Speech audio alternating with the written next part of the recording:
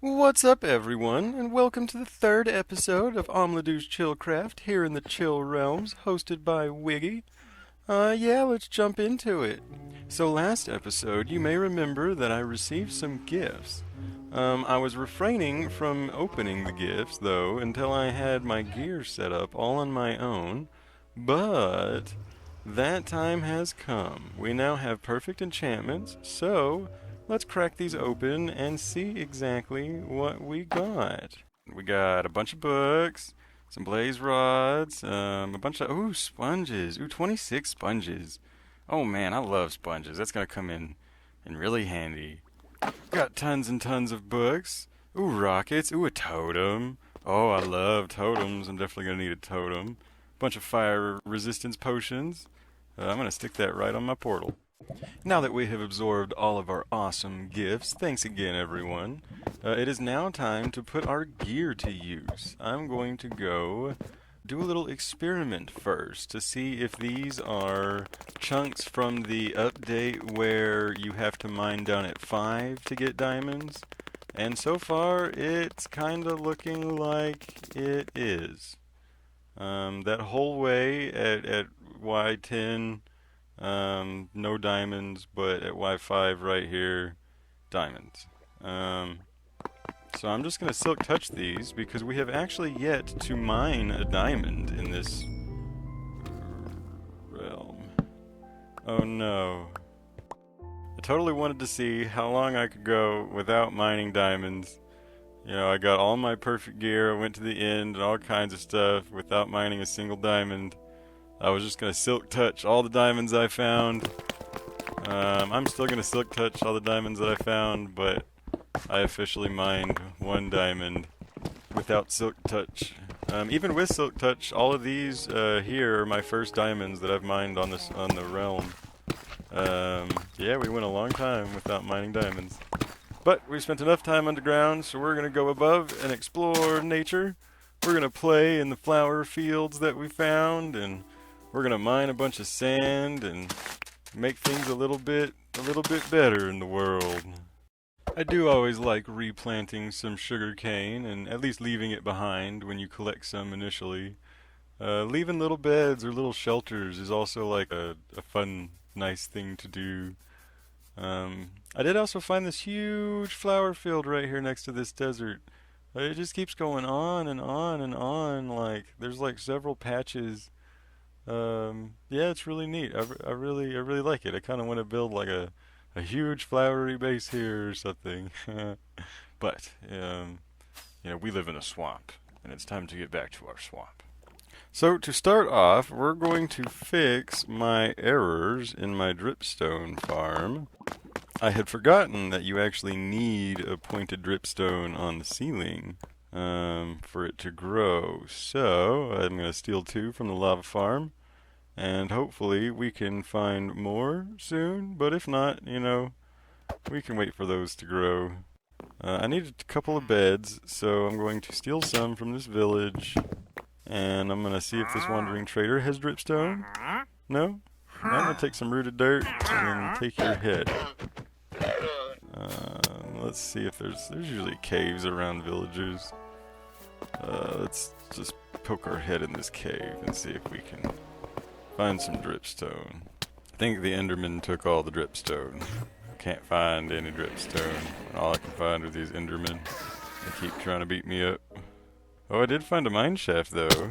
I guess that means it's time to fight the spiders. I'm gonna get you, spider. Oh no, a zombie's getting me. Ah, oh, there's spiders. Ah, I'm poisoned. Ah, goodness gracious. I think I've had about enough of this nonsense. Oh, hey, look, there's some dripstone. Yeah, there's a bunch of dripstone.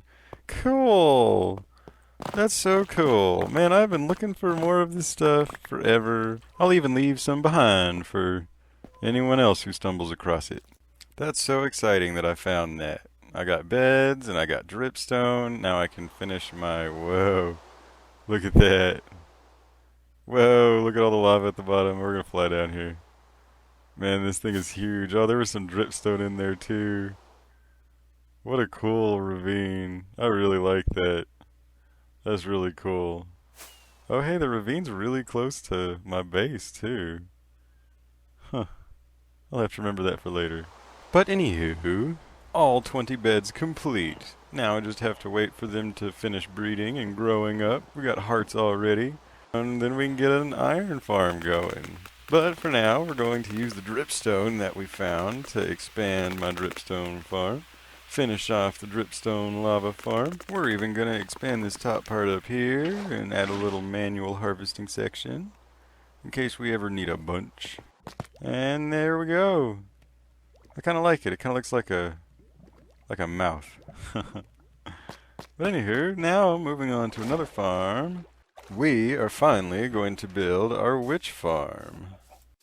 Get some redstone and some glowstone and lots of potions. Yeah, and you just start off by finding the spawn spot with panes of glass, or there's a few other ways to do it, but this one is pretty simple and cheap, and just gotta wait for it to spawn and wait some more and wait some more, and eventually it will spawn. There we go, looky there. There is a witch. Alright. So now we just gotta figure out which direction is north, and let's see, north, what is it? Northwest is negative, so that's west, and that's north, and that's west. So this should be the spawning block, I believe. We'll know if we're wrong. I'm pretty sure that's right though. So then on to the collection system. We're gonna shove this thing in here. I need to get my lever. And bloop. Now I need to do the trident killer. I'm gonna use these repeaters so that it's silent. I hate just like the sound of droppers going all the time. I really like witch farms. They take all of like 10 minutes to build, and I love the redstone and the glowstone, of course, too. But like honestly, really, like the sticks. Like I hate chopping wood, and like the sticks that you get from the witch farm, it's so nice. Like I love torch spamming, and the sticks just save me gathering just so much wood. And we already have our first kill. Looky there. It's done already.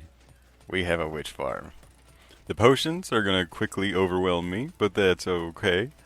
I need to get that iron farm up and running so that I can start expanding storages for things. We got our dripstone farm down, and we got our witch farm down. I would move on to the iron farm, but there's actually one more farm that I want to build really quick. And that is a squid farm, or river farm, I guess. It'll produce squid and fish and bones. This farm is actually why I built my smelter where I did, so that I can connect the fish from this farm to my smelter, and eventually automate my smelter so that I have automated fish. The redstone is relatively simple. I really like it. It's just one of these, what are these, like hopper clocks? But I'm going to tweak the output a little bit. I'm going to use this comparator so that it like blips. As soon as the right hopper gets full, it'll blip like that and send it on a little journey. And I've timed it to where it's like 4 minutes and like 22 seconds or something like that. So just before the items despawn, it'll pick it up every time, but you won't have a minecart needlessly going forever and ever. Look at all these animals, my goodness. My nether portal's like a passive mob farm. Anywho. So the basic idea of the farm is to find a river and build a box and fill it with water. And any mob that spawns in that water will get sucked down by the bubble columns, and it will die. its items will get picked up by the collection system below. And we already have our first fish spawn. Looky there. I literally just filled it, and we already have a fish ready to go. So I'm going to make it a little bit bigger to help improve the rates. But this farm is done. I just need to put a chest down here for the moment to collect all the goodies. We're going to expand all of the item outputs on all of our farms and get our furnace automated and up and running. But to do all of that, we're going to need lots of iron. And I do believe we have waited long enough for all of our villagers to grow into adults. So it is time to get our trading hall organized, and we got to start off by killing these green people. All right. That little baby's just like watching me. So we're going to start off by trying to get all of the enchanted books that we need. I'm not really going to worry about getting like all of them, just kind of like some of the maining stuff like Unbreaking 3, Protection, and Fortune, Looting. I'm not really going to worry about like Trident enchantments or bow enchantments or any of that stuff, or even honestly most of the helmet and boot enchantments. I'm going to just get kind of some of the basics and call it good. And hey, why did y'all go up there? You're not supposed to go up there. That's not allowed. Oh, villagers and their silly shenanigans. What are we going to do with y'all? We're going to trap y'all. That's what we're going to do. Let's see you try to pull anything now, villagers. Oh, there's a zombie here. Ah. Oh, crap. Ah. Don't come in here. Goodness gracious. At least the iron golem was right here, but that took me by surprise. I didn't expect that.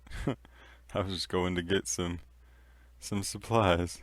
Anywho, let's go back to trapping all these villagers, and then we'll flood each cell. I've read and heard that flooding the villagers keeps them from unsyncing from their workstations and searching for beds and stuff like that.